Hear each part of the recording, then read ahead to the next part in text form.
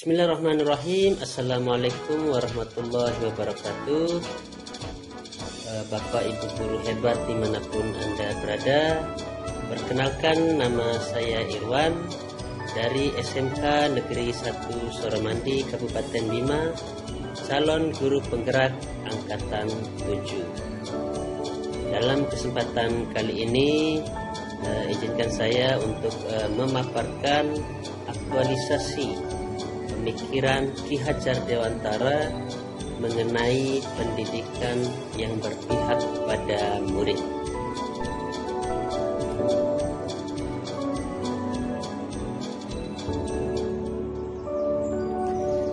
Bapak Ibu guru hebat yang saya banggakan, pendidikan dan pengajaran merupakan dua hal yang saling berkaitan antara satu sama lain, di mana pengajaran tersebut merupakan bagian penting dari sebuah pendidikan, baik itu yang dilaksanakan di lembaga formal maupun non-formal.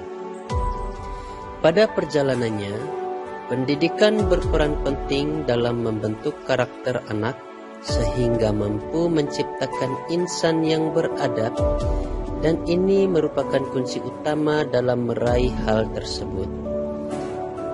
Selanjutnya, proses pengajaran dapat diartikan sebagai suatu kegiatan dalam mentransfer ilmu dari seorang pengajar kepada pembelajar. Tentunya ilmu yang ditransfer tersebut berkaitan dengan ilmu yang memberi manfaat luas bagi keberlangsungan hidup serta dalam peningkatan kecakapan hidup peserta didik itu sendiri. Bapak Ibu yang budiman, pendidikan memiliki tujuan utama, yaitu menuntun segala kodrat yang ada pada setiap anak agar dapat mencapai keselamatan dan kebahagiaan yang setinggi-tingginya.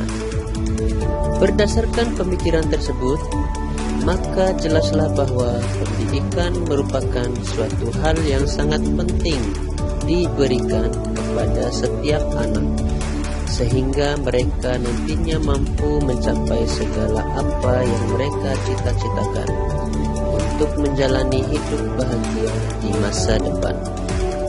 Tentunya untuk mencapai itu semua, maka tidaklah terlepas dari peran seorang guru di setiap sekolah dalam melakukan kegiatan pembelajaran di lingkup satuan pendidikan masing-masing. 3 semboyan pendidikan menurut Ki Hajar Dewantara yaitu ing ngarso sing tulodo, ing madya mangun karso, tut wuri handayani. Dari ketiga semboyan pendidikan tersebut memiliki makna bahwa guru sebagai seorang pendidik harus memberikan teladan kepada anak didiknya, menuntun mereka untuk dapat meraih cita-cita mereka di masa yang akan datang. Kemudian seorang guru juga harus mampu untuk memberikan semangat yang tinggi kepada anak didiknya dalam menggapai cita-cita mereka. Kemudian yang terakhir, tutwuri handayani memiliki makna bahwa guru harus mampu mendorong anak didiknya untuk selalu belajar dan melakukan hal-hal baik dan positif agar karakter pembelajar peserta didik dapat terbentuk dari kebiasaan positif mereka.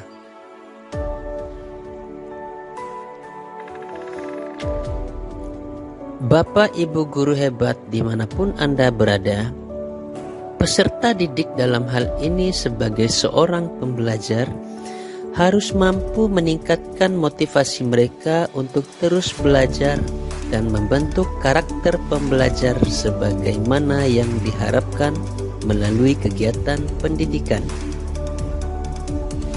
Guru dalam hal ini sebagai seorang pendidik harus mampu menuntun sang anak dalam meraih masa depannya melalui pelayanan pendidikan yang kita berikan.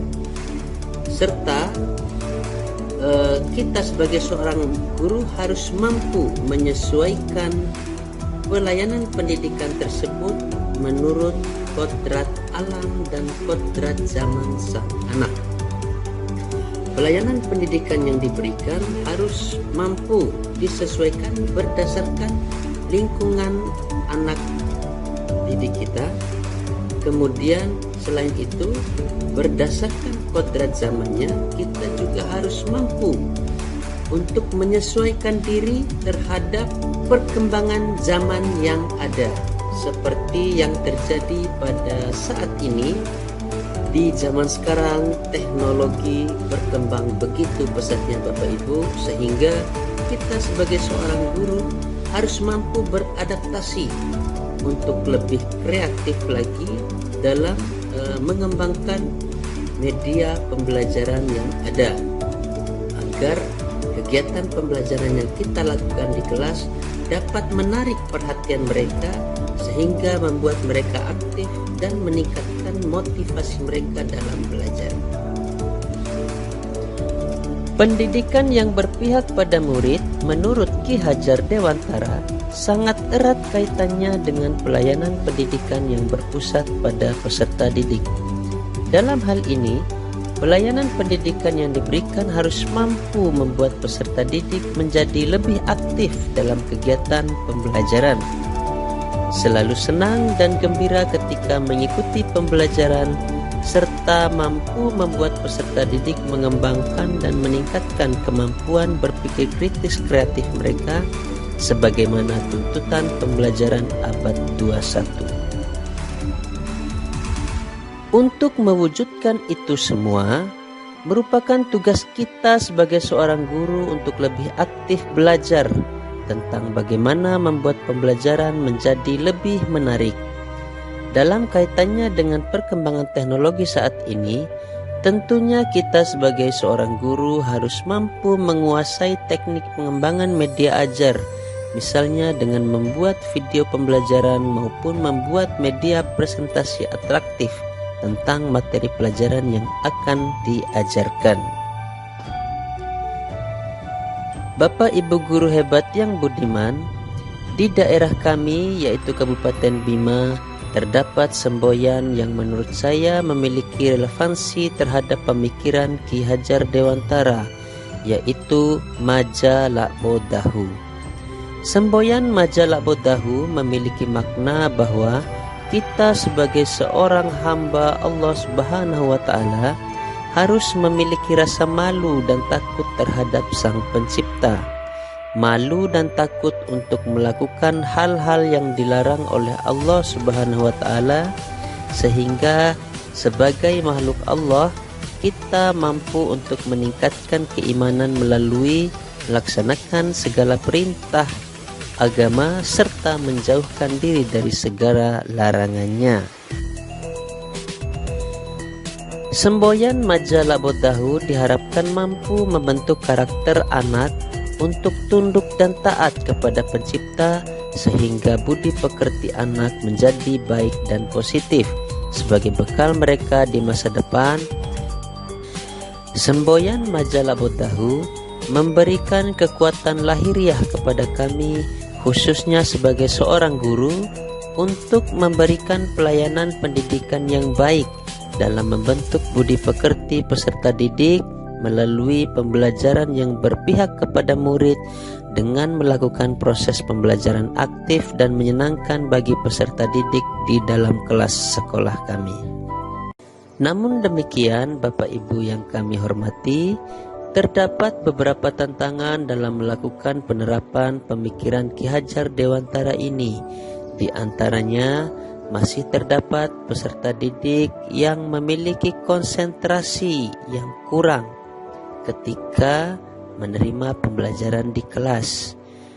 Selain itu, daya serap masing-masing peserta didik juga berbeda-beda antara satu dengan yang lainnya, sehingga dalam proses pembelajaran perlu adanya kombinasi metode pembelajaran yang diterapkan di dalam kelas.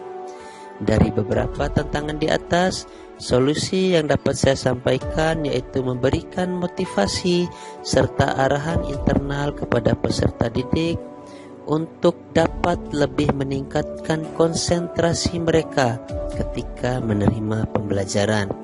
Salah satunya yaitu sebelum datang sekolah, diusahakan untuk sarapan terlebih dahulu agar peserta didik tersebut memiliki tenaga dan konsentrasi yang terpusat pada guru ketika menerima pembelajaran di kelas. Untuk mengatasi masalah daya serap peserta didik yang berbeda-beda di dalam kelas, maka penerapan metodologi yang beragam dalam proses pembelajaran perlu dilakukan untuk menyamaratakan hasil pembelajaran yang dilakukan. Karena kita ketahui bersama bahwa daya serap masing-masing anak pasti berbeda. Namun hal tersebut bisa kita kurangi atau minimalisir dengan penerapan metode pembelajaran yang tepat untuk setiap anak untuk menggapai merdeka belajar bagi mereka. Bapak Ibu guru hebat dimanapun Anda berada, demikianlah penyampaian dari saya. Semoga dapat bermanfaat untuk kita semua demi tercapainya pendidikan Indonesia yang bermartabat dan unggul, serta menuju pendidikan Indonesia yang lebih maju. Assalamualaikum warahmatullahi wabarakatuh.